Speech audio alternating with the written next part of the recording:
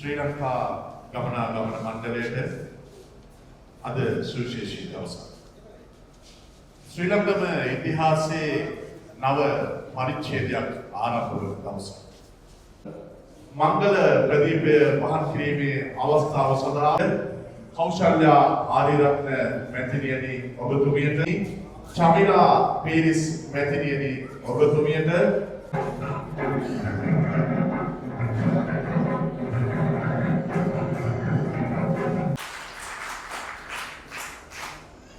සුබෝදෑස් ලක්වේවා ඔබට. ගරු සමන්මලී ගුණරත්න ගුණසිංහ මැතිණියගෙන් අවසරයි. මේ ස්ථානයට පැමිණලා ඉන්න අනෙකුත් සියලුම මේ හිමිදිරි මේ අද උදෑසන ක්‍රියාත්මක තීරණයක් අරගෙන තියෙන මේ මොහොතේ ඒ වගේම මේ ස්ථානයට පැමිණලා ඉන්න ගරු පාර්ලිමේන්තු මන්ත්‍රී සමන්මලී ගුණසිංහ මැතිණිය ඉතාම ගෞරවයෙන් පිළිගන්නවා. ඒ වගේම මේ ස්ථානයට කුමාර් සප්තිකා,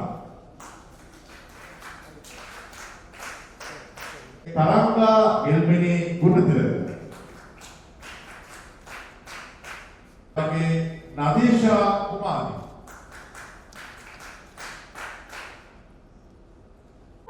නිශානි චන්දිමා පතිරණක,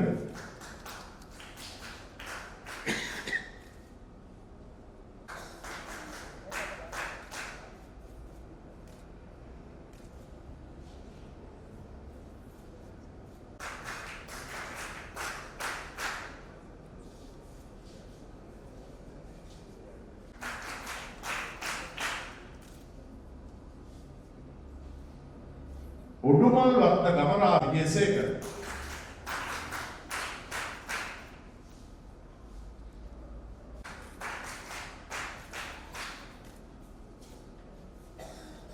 රත්නායක